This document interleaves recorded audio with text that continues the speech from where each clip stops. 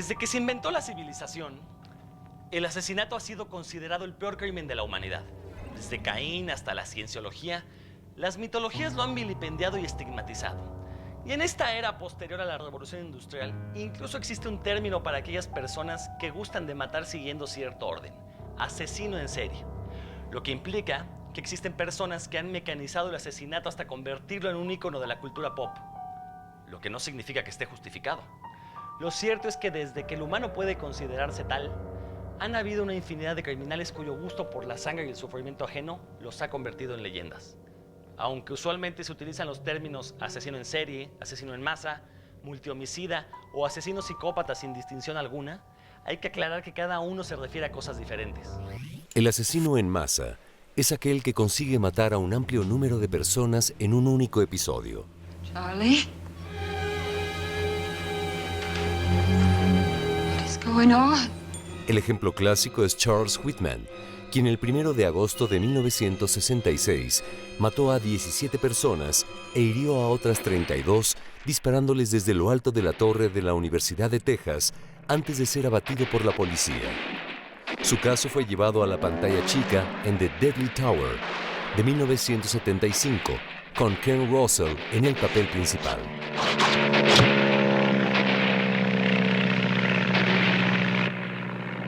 El asesino en masa ha sido retratado en el cine por directores tan reconocidos como Terrence Malick. Hey. En Mundos Bajos, Malick retoma el caso de Charles Starkweather, quien siendo adolescente mató a 11 personas entre noviembre de 1957 y enero de 1958. La película destaca por su tono poético y por la atención que presta a la relación entre Starkweather y su novia Carol Fugate. He dreaded the idea of being shot down alone, he said, without a girl to scream out his name. Charles Manson es el autor intelectual de varios crímenes, pero según los expertos, eso no lo convierte en un asesino en masa. Sin embargo, el imaginario popular lo asocia con estos criminales. You've lit the fuse yourself. We're gonna cut and chop all you fuckers up. Una película que retrata de manera grotesca las fechorías de sus seguidores es The Manson Family, dirigida por Jim Van Bever, que consiste en una cruenta recreación de los asesinatos más famosos de los años 60.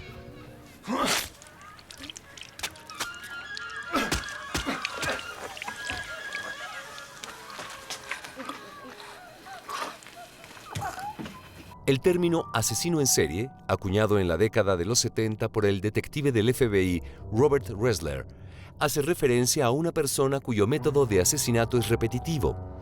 Si acaso varía solo para perfeccionarlo, pero en general todos sus crímenes tienen las mismas características, que pueden ir desde el arma utilizada hasta las facciones de las víctimas, e incluye los perversos juegos que pueden mantener con el cuerpo ultimado.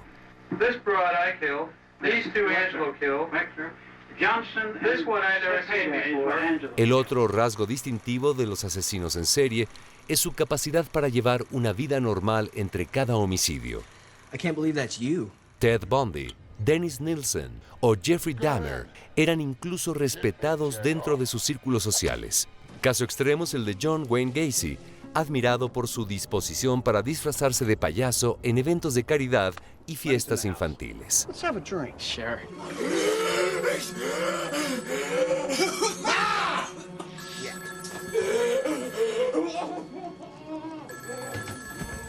Películas como El Estrangulador de Boston, donde se cuenta la historia de Albert DeSalvo, exponen al asesino en serie como elemento disruptor en el delicado equilibrio social, dejando claro que estos personajes son más aterradores por su facilidad para ocultarse entre la gente común y corriente. Look, even the tile is falling apart.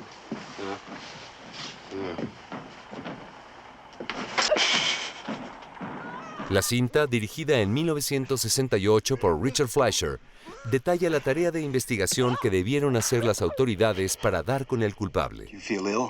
Just that I can't remember things. It's very thought tough. Of course it is.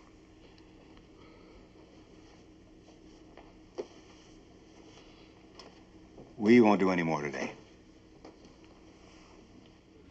Una de las películas que mejor retratan la crueldad de estos individuos es Henry, retrato de un asesino en serie.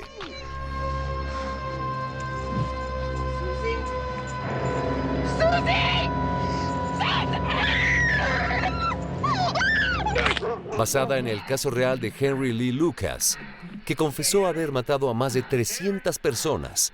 Esta cinta se ha convertido en un clásico por la habilidad de su director, John McNaughton, para sacarle el máximo provecho a un presupuesto reducido. En la película también aparece Otis Toole, compañero de tropelías de Lucas, que nos hace dudar si realmente el asesino que obtuvo más fama podría considerarse peor persona. Otis, plug it in.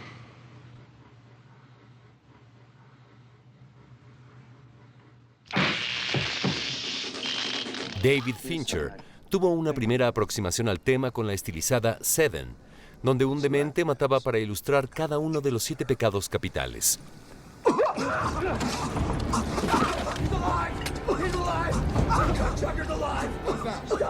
El director usaría un enfoque más realista en Zodiaco. Man, you really creeped us out.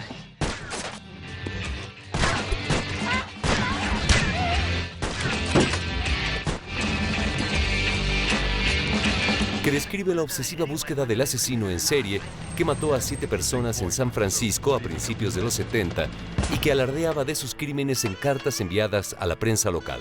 Dear editor, this is the murderer of the 2 teenagers last Christmas at Lake Herman and the girl on the 4th of July near the golf course in Vallejo. To prove I killed them, I shall state some facts which only I and the police know. Hasta la fecha, las autoridades no han podido identificar al responsable de estos hechos.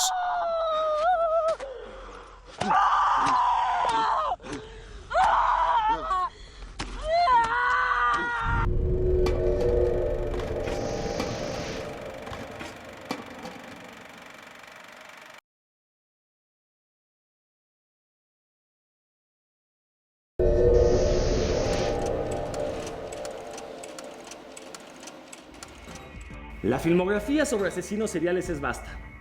Prácticamente desde que el cine se inventó existen películas que retratan a los depredadores humanos, hombres convertidos en lobos del hombre.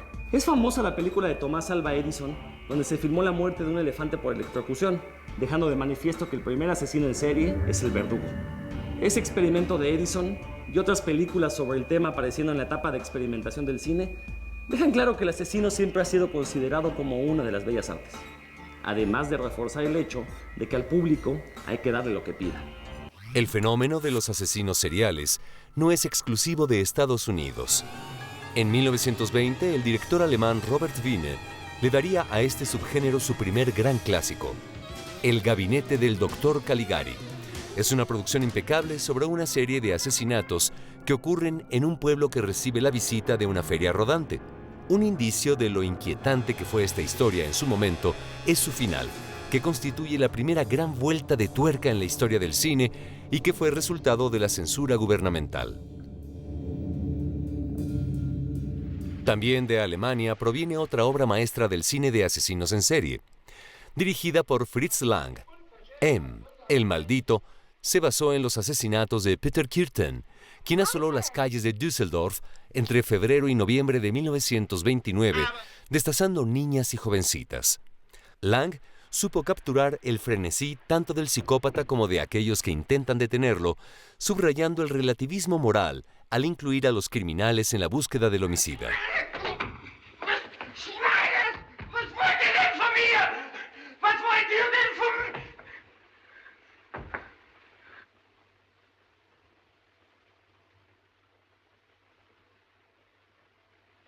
Ten Rillington Place, producción inglesa dirigida en 1971 por Richard Fleischer, es una escalofriante descripción de los crímenes de John Christie, filmada en la casa donde estos fueron cometidos.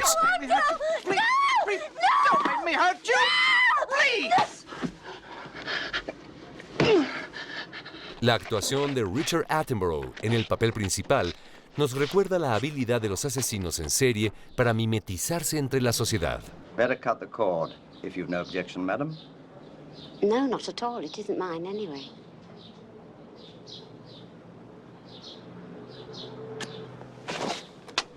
La cinta belga Man Bites Dog satiriza la relación de estos criminales con los medios al presentar a un asesino ansioso por llamar la atención, al grado de permitir que unos documentalistas le sigan los pasos y registren cada una de sus fechorías. La película nos hace cuestionar la complicidad del público en la fama de la que gozan estos sujetos.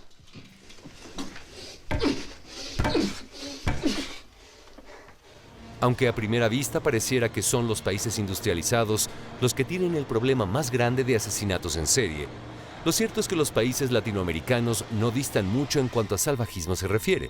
Así me gusta. Tenés miedo. No sabes lo que soy capaz de hacer si no me siento temido. Argentina tiene en Secretos Compartidos, de Alberto Lecchi, una magnífica película donde se exponen los motivos que llevan a alguien a matar siguiendo un ritual. ¡Qué hijo de puta! Decime una cosa, Vicente. ¿Qué sentís cuando te las coges? Placer. ¿Qué voy a sentir? México tiene a su infame Goyo Cárdenas, el estrangulador de Tacuba. El documental Goyo, de 2003, relata cómo, tras ser arrestado, Cárdenas se dedicó a estudiar leyes dentro de la cárcel, siendo incluso homenajeado por la Cámara de Diputados como un ejemplo de rehabilitación. Entonces me di cuenta que de esas 40 o 60 personas que iban, muchos de ellos eran inocentes. El caso de Goyo Cárdenas y de otros asesinos de la época inspiraron al director José Estrada para realizar El Profeta Mimí, protagonizada por Ignacio López Tarso y que constituye una de las visiones más sádicas de este tipo de psicópatas dentro del cine mexicano.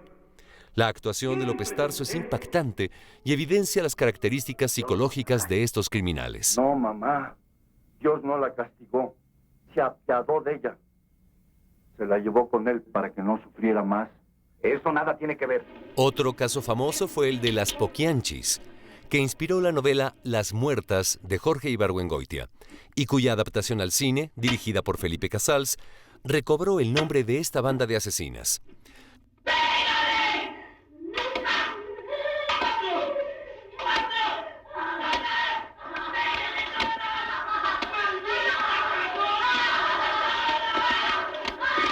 Las Poquianchis eran lenonas que mataban a las prostitutas que ya no necesitaban o que les desobedecían, en algunos casos con la complicidad de algunas autoridades. ¿Quién le rompe los dientes a esta? ¡Yo mera! Casals no tuvo empacho en mostrar la bajeza de los personajes principales, creando una cinta espeluznante. ¿Qué hiciste, pendeja? Ya la mataste. Ay, Diosito santo, ahora sí me voy a condenar. Comprender la fascinación que nos producen los asesinos en serie ha sido el tema de varios libros donde se explica con detalle las características que definen a estos criminales, así como algunas crónicas de los casos más famosos. La forma en que la literatura los ha abordado va desde el relato periodístico hasta novelizaciones de los casos más sonados, pasando por el análisis de los filmes más representativos y salvajes del subgénero.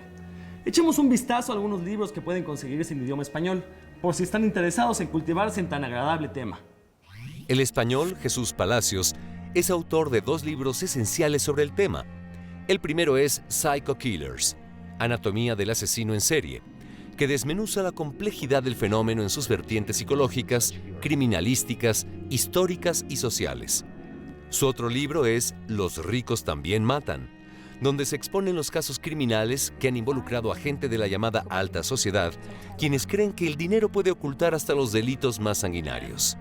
El reconocido crítico de cine mexicano, Rafael Aviña, también ha abordado este asunto en su libro El cine oscuro, una colección de ensayos dedicados al cine del crimen, donde obviamente los asesinos en serie ocupan un lugar preponderante. La ficción también se ha interesado por estos siniestros personajes. En los 90, Bret Easton Ellis destacó con su novela American Psycho, que encontraba un perturbador parecido entre el comportamiento de los asesinos psicópatas y la falta de escrúpulos de los ejecutivos de Wall Street. Pero sin duda, el autor que le ha sacado más partido al tema es Thomas Harris, con novelas como Dragón Rojo y El silencio de los inocentes. La adaptación cinematográfica de esta última, dirigida por Jonathan Demme en 1991, se ha convertido en todo un clásico del género. Dr. Lecter, my name is Clarice Starling.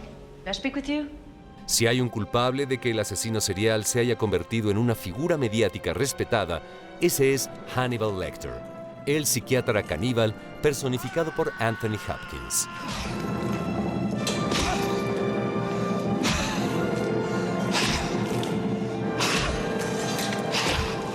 Un indicador de la notoriedad que alcanzó este personaje es la serie de televisión Hannibal, precuela de El silencio de los inocentes, donde se relatan de manera por demás sangrienta los primeros casos en los que el Dr. Lecter fue llamado a colaborar con el FBI para capturar a otros asesinos en serie.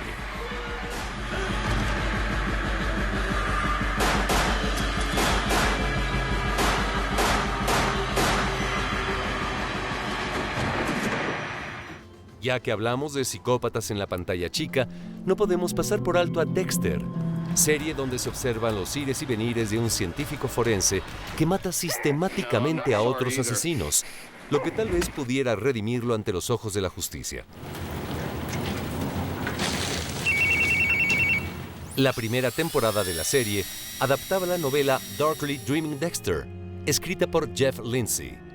El mismo Lindsay se encargó de llevar a Dexter a las viñetas en un cómic publicado por Marvel. Bates Motel es otra serie televisiva sobre asesinos seriales. Mother. Los crímenes de Ed Gein fueron la fuente de inspiración para la novela Psicosis de Robert Bloch. This is crazy, Mom. It's not crazy. Que sería más tarde adaptada por Alfred Hitchcock. Mom, what are we gonna do? We're gonna deal with the rug. La serie Bates Motel es otra precuela donde conocemos la historia de Norman Bates y su madre. I love you, Norman. I love you too, Mom. Profundizando en los eventos que marcaron la psique de su protagonista, a la postre uno de los mayores íconos del cine de asesinos en serie.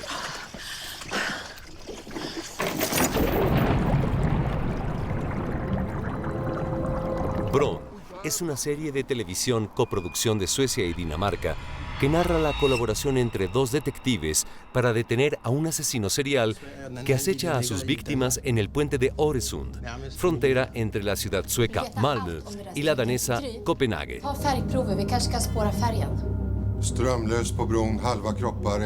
Fue tal su éxito que en julio de 2013 se estrenó The Bridge. Ahora los homicidios suceden en el Puente de las Américas, que separa a Ciudad Juárez de El Paso. He needed a hospital. There are hospitals in Mexico.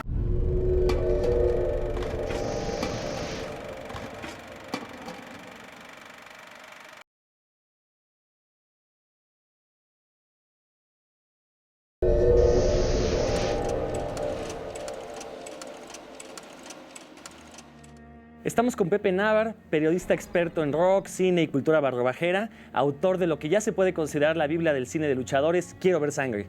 Pepe, muchísimas gracias por acompañarnos. No, gracias a ustedes por invitarme. Pues el tema de hoy son los asesinos seriales, esta figura que ya se ha convertido en un referente en la cultura popular.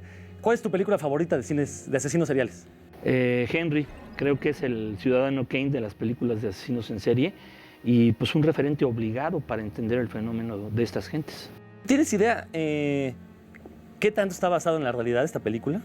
Bueno, se supone que está basada en la historia de Henry Lee Lucas, que supuestamente mató a cerca de 300 gentes.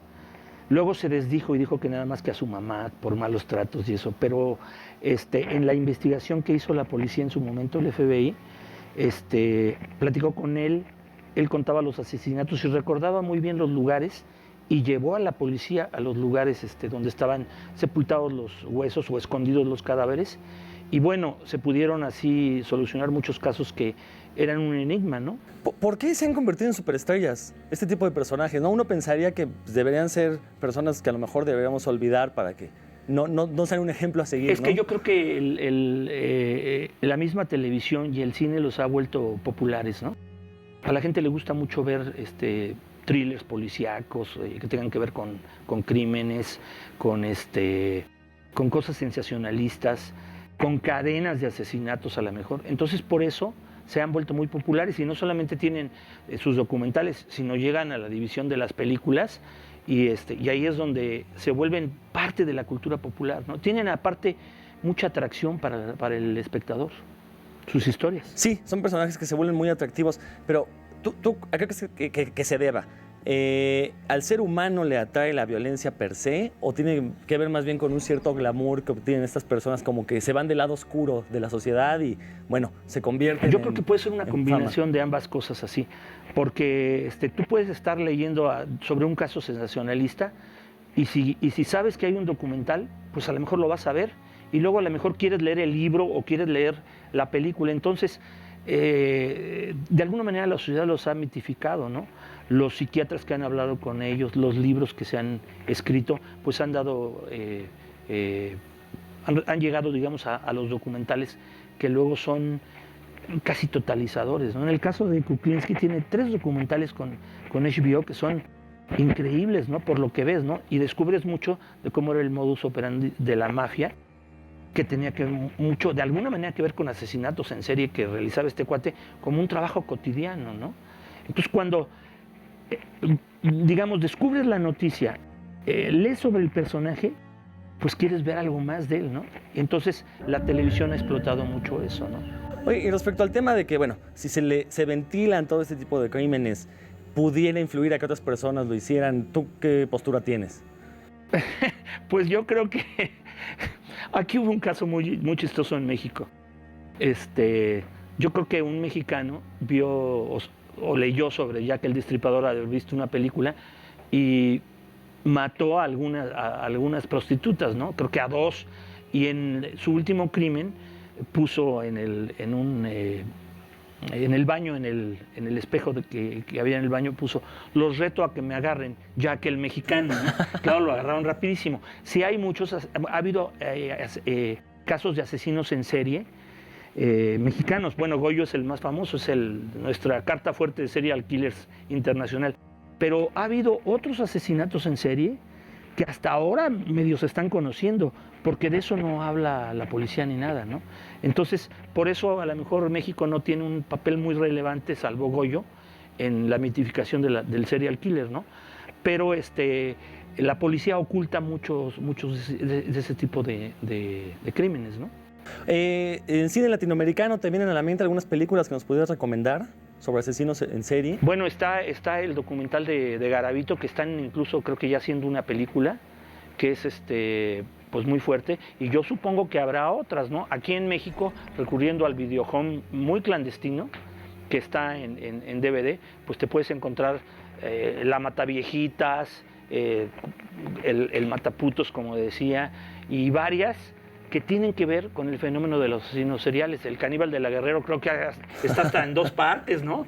Y casi viene al final las recetas culinarias para guisar al muerto, ¿no? Ya son superproducciones. Pero hay muchas cosas que hay que rastrearlas en internet, ver si hay libros. La Nota Roja mexicana es muy curiosa. Nada más hay que buscar de repente en los periódicos las referencias de las notas sobre casos de asesinos en serie o ir al archivo de la Nación y también buscar información de casos que de repente se salen a la luz, ¿no? De la nada. Y que, bueno, obviamente es lo que construye las historias que estamos viendo en este tipo de cine, ¿no? Siempre está basado en la realidad. Yo creo que eso es lo que lo vuelve más tenebroso y mucho más escabroso, ¿no? Que este cine que estamos viendo es un mero reflejo de lo que está pasando allá afuera. Bueno, nada más hay que ver las ejecuciones de los narcos, de los zetas y eso, los descabezamientos. Yo creo que si el público extranjero ve eso, le da más miedo que un asesino en serie. Y sobre todo cuando es un asesino en serie ficticio, ¿no? También. ¿Qué es eso? Que no hay caras, los sicarios y todo eso, ¿no? Quizás uno de los riesgos de este cine es que está convirtiendo al asesino en serie en una figura monstruosa a la par de Frankenstein, de Drácula, y a lo mejor pudiera darse el caso de que mucha gente considere que es algo ficticio, que no existe en la realidad. Sí, y aparte las interpretaciones que se dan, ¿no? Por ejemplo, Ed Gein, que mató a 2 personas, hay mucha gente que está en desacuerdo en que está en la lista en el top 10 de los 10 asesinos en serie más famosos del mundo. Si mató a 2. Entonces ese tipo de cosas se dan. Ahora sí que el término es inagotable, ¿no? Y lo que Robert Ressler bautizó como asesino en serie, que ya se había usado anteriormente, pues sigue siendo muy redituable, sigue siendo una figura cultural importante y de peso. Cuando hay se descubre un caso o se le da el carpetazo a una investigación, como el asesino de Río Verde, nadie sabía quién era, hasta hace pocos años que se supo que era Gary Ridwell. Entonces ahora quieren hacer películas, hay libros sobre, él habla de cómo los mataba y todo eso, y antes no había nada de eso, y los psiquiatras se interesan, y entonces entra HBO y todos, y entonces se mitifica eso, ¿no? Exactamente. Pues Pepe, muchísimas gracias por habernos acompañado en este programa de Paracinema. No, gracias a ustedes. Te deseamos todo el éxito del mundo, esperamos seguirte leyendo, y bueno, nos estamos viendo la próxima semana.